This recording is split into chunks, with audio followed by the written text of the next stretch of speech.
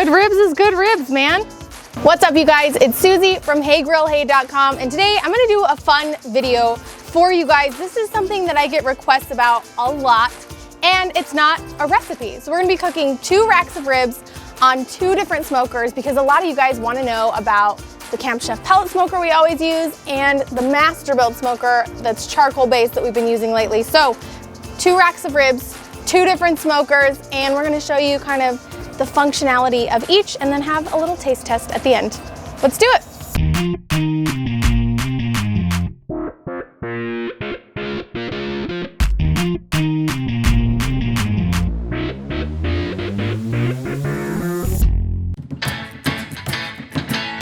Let's start by talking about these ribs. I just have 2 racks of baby backs. The membrane on the back has been removed, and I'm just gonna season each of them with the same things. A light coating of the Hey Grill Hey beef seasoning, and then a top coat of the sweet rub, because I want this to be a pretty, comparable taste test when we do these side by side. And I really want to be able to kind of describe to you guys the differences in final flavor and texture, in the bark, in the smoke penetration. So we're keeping them identical. We even bought them at the same store. They're close to the same weight. We're trying to be very scientific in the backyard. But really, I just know these 2 flavors taste great together, and it'll give me a good chance to taste the meat itself at the end of the cooking process.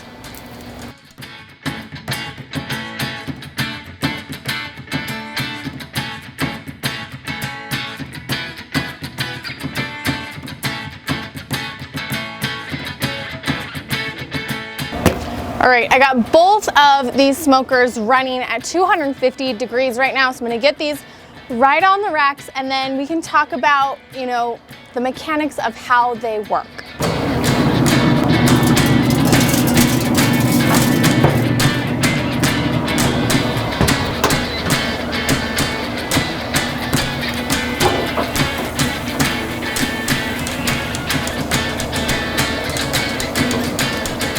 Ribs are on both of the smokers, and before I walk you guys through kind of each unit and how it functions, I want you to know that this is not a critical review of either. I have both, I love both. The companies both sent me these to use in my backyard, so I'm not going to give you guys a full you should buy this, you should not buy this one's better, this one's better. Because if you look at my backyard, I own a little bit of everything, and I think every single unit does something different and functions differently. So hopefully by watching the video, you guys get an idea of how each works, what each needs, and then you can make a decision that's going to best fit you and your lifestyle and your budget and your family in your own backyard. Let's start with the Masterbuilt. You can get all the specs about, size and capacity and volume on their website. For me, suffice it to say, I can fit a lot on there, a couple of briskets, several pork butts, a ton of racks of ribs. It holds more than enough that I need for my family. Now, an overview about what it is and how it works. This is an electric smoker.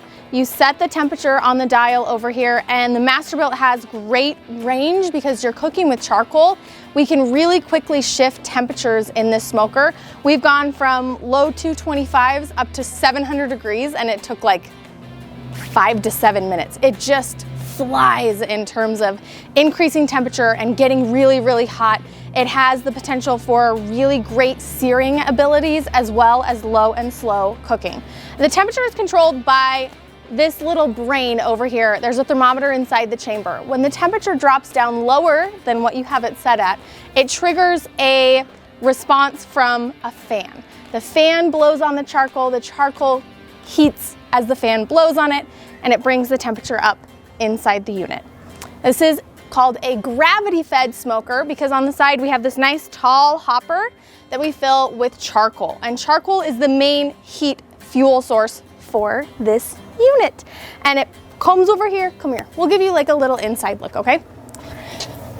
Down here is your ash pan, and up here is where you light your charcoal. And then as the charcoal cooks down, the ash drops and the fan keeps the heat blowing and the smoke blowing into the chamber. Now up in the chamber itself, we have lump charcoal and we also have wood chunks. Come take a look inside the hopper. Now the charcoal provides the heat, the wood chunks provide the smoky flavor. The first time we used it, we didn't add any wood chunks, we just ran it with charcoal. The bark was beautiful, the smoke ring on the ribs was beautiful, but it really didn't have a ton of smoky flavor. And this is where you get to be in charge of how much smoke flavor you want to add when you're cooking on the Masterbuilt. The more wood chunks you incorporate into the charcoal, the heavier smoke that you're going to get inside the chamber itself. We go a little bit heavier on the chunks now because I like having that, real smoke flavor. That's what's beautiful, is you kind of choose your own adventure. If you just want to cook with charcoal and you don't want it to be too smoky, you're not going to taste a ton of smoke flavor if you're just going charcoal. So that's kind of the look, the overall view. In addition, it has this like nice little table on the front. It's got the things for the storage underneath. And when you're all done, these slides go in and cut off the airflow in these two little slots right here. And that is how you shut down your unit. In addition to the temperature dial, you can see we have it set at 250. It's running at 249 right now. We kind of found that's really accurate in terms of temperature. Like you may see 10 to 15 degree temperature swings, which is common in any smoker, but I feel like it does hold really consistent temps. You also have the opportunity to add in 4 probes so that you can track your meat internally. I've never used that feature. I'm more of like an instant handheld probe kind of girl. But you can also set it to, talk to devices so that you can get alerts about the cooking times. And it has a timer, but mostly I just set the temperature and then poke it with my thermometer.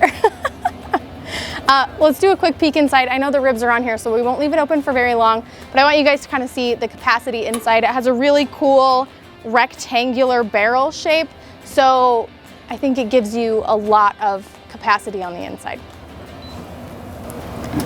So inside we have some really heavy duty grill grates here, and I love the shape and the weight of the grill grates. I think they give you a really nice sear and really beautiful sear marks at those high temperatures. Underneath there's a little bit of a deflector pan, and I will say cleaning this is kind of like cleaning an older gas grill. You got to get in there and kind of scrape a little bit. There's a ton of capacity in these shelves right here. So there's 2 layers of shelves that you can add, and like I said, with the height, you really can fit a lot in there. That kind of is the nice little overview of the Masterbuilt gravity-fed smoker. As you can see, we've got beautiful blue smoke coming out the back from the charcoal and the wood chunks, and it smells absolutely phenomenal. I cannot wait to try these ribs later. Should we move on to the pellet smoker now? Sure. Let's go. All right, you guys, this is the Camp Chef SGX 36-inch smoker. This is the big boy. And I will say this is probably my most used weekday smoker. If I'm gonna be cooking something for dinner or for the family, and I'm a busy mom of 3 kids, like this is kind of a real set it and forget it unit, and I like it. I like the flavor that comes off of a pellet smoker, and it has a ton of capacity, and let's get into like the mechanics of how it works. Like the Masterbuilt, the Camp Chef has a hopper for its fuel source. The fuel source on this smoker are pellets. Now these are compressed hardwood pellets. That means that we have wood, what's the word I'm looking for? Sawdust? Wood particles? Compressed. Okay, pellets are generally made up of compressed wood particles, and they're pressed through an extruder to give them their shape. Really good pellets makes for much better barbecue, so you want to look for pellets that are true hard wood, and you want to look at the ratios of what's in there. You don't want them to be seasoned with like flavored oils or anything. You want them to be like real quality hardwood pellets. Now these guys are fed into the smoker in a slightly different way than you would see on the Masterbuilt. These guys drop down, again, gravity is your friend here. There's an auger that spins the pellets into a fire pot in the center of the unit. Inside the fire pot is a hot rod that ignites the pellets and a fan that circulates air and heat, because fire needs air to breathe and to regulate temperature. There is a thermometer inside, similar to the Masterbuilt, that regulates the temperature of the smoker. So when it drops down below your target set temperature, it signals to turn on the fan or to send in more pellets, and that's how you keep your temperature up and running in these pellet smokers. Now, you set your temperature with the dial over here. It also has, plug-in units for remote probe thermometers, which is super nice. And one thing that I love about the newer versions of the Camp Chef pellet smokers is they have a smoke setting. So you can set the level of smoke you want to see coming out of your unit between 1 and 10. 10 being the highest level of smoke, 1 being the lowest. So with the Masterbuilt, where you can add the amount of wood chunks that you want to see for the amount of smoke you want to get, with the pellet smoker, you set the number on a dial and you say, I want 10 smoke. I want the highest smoke level possible. And that can keep the unit running and producing more smoke on a more consistent basis based on, the little magical computer inside that determines when to send in more pellets and when to turn on the fan.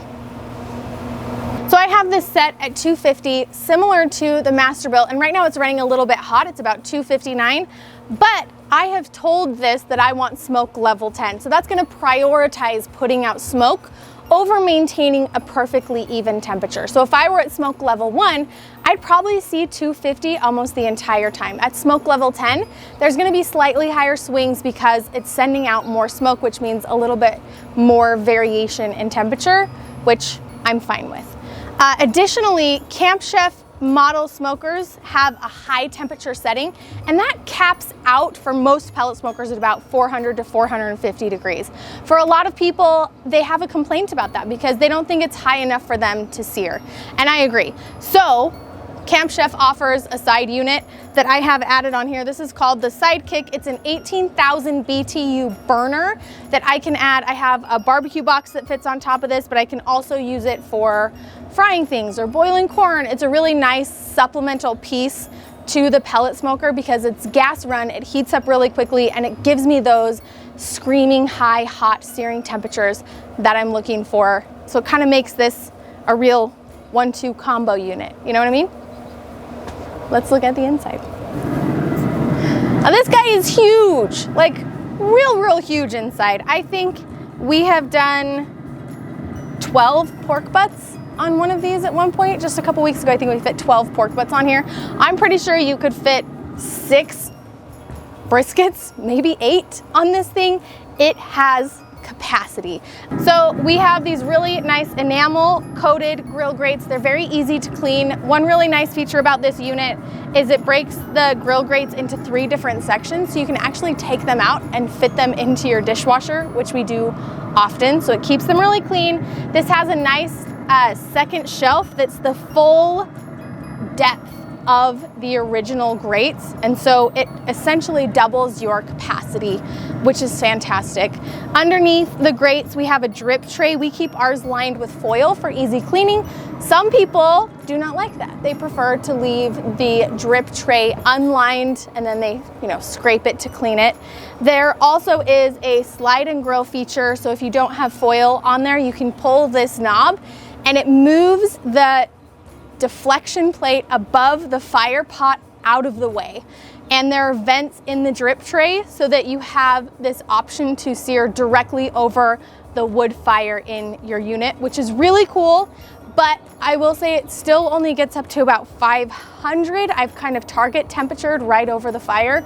And I think it's fun to use, but I still like having the option of a really high temperature sear. Now I know that that was just so much info, but sometimes I think it's so helpful to see things in real time, side by side, next to an actual person. So I hope that the information that we gave you was valuable.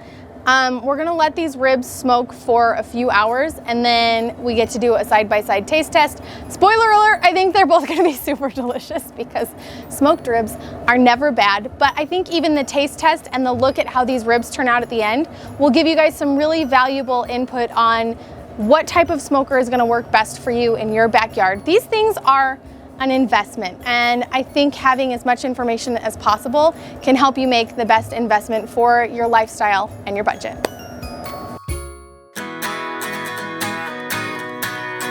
All right, you guys, our ribs are done. I just poked my head in at both of them and they look fabulous.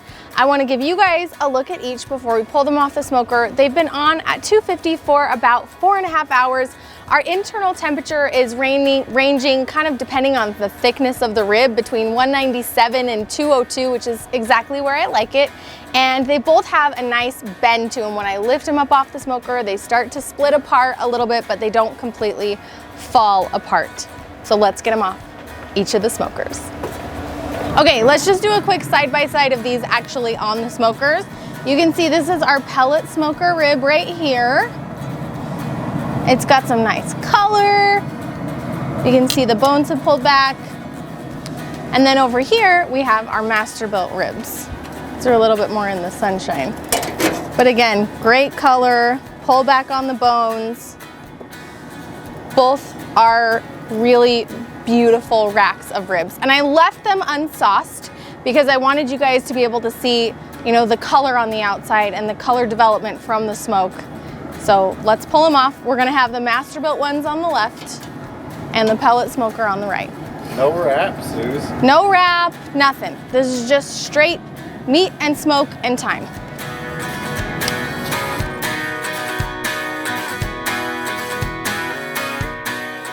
So, like I said, you guys, Masterbuilt on the left, pellet smoker on the right. There are some minor differences in color. I would say the Masterbuilt ribs look a little bit darker, but if you were to serve me these blind side by side, just looking at them, I don't know that I would be able to visually tell a difference between the two. What do you think, Todd? Come in, look. Can you tell a difference between the two if you were just looking?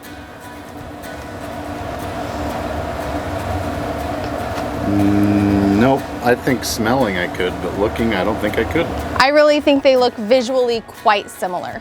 So I'm gonna cut them in half, stack them on top of each other, and hopefully we can get a good visual cross section of, you know, kind of the smoke penetration on each of these racks of ribs.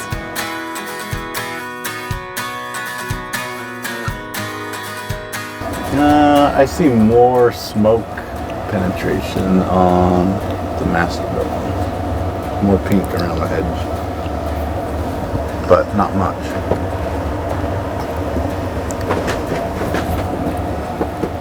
We're really getting in here to see this cross section.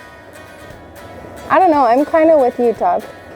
All right, again, from a visual like smoky standpoint, they look really close. And again, if like we're being super nitpicky here, maybe the Masterbuilt is a little bit more like smoky looking, but truth be told, again, I don't think I would be able to tell if you were to just put these in front of me. So now I guess it comes down to taste. We have to try one of each rib and see what happens. I'm gonna try and cut them from the same end. Gravity fed charcoal. Really, visually, they look so similar to me.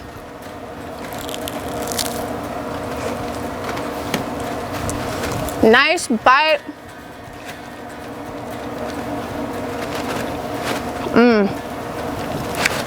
Pulls away from the bone, but doesn't completely fall off the bone. I will say this Masterbuilt rack on the bottom, I did peel the membrane, but this bottom has like a crunch to it. I think there might be a little bit more, you know, heat from underneath on the Masterbuilt that gave these a little bit of a texture on the bottom. Yum. And rib number 2, the pellet smoker. On this side.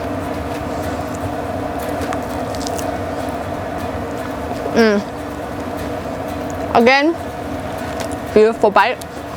These ones are a little bit tighter than the Masterbuilt, but they're a little bit juicier too. Again, some of this could just be the ribs that you get. So, that was a good bite.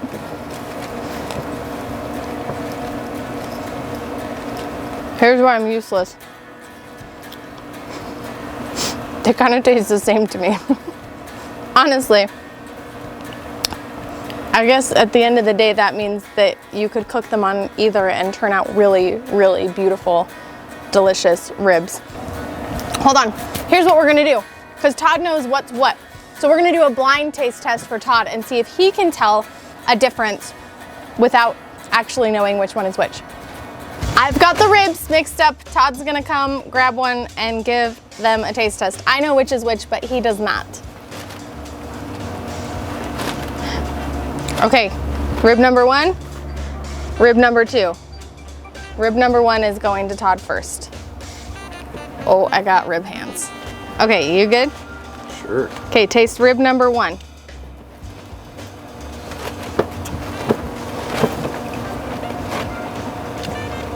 Good bite on the rib. Don't comment yet. Okay. Go for rib number 2. Rib number 2.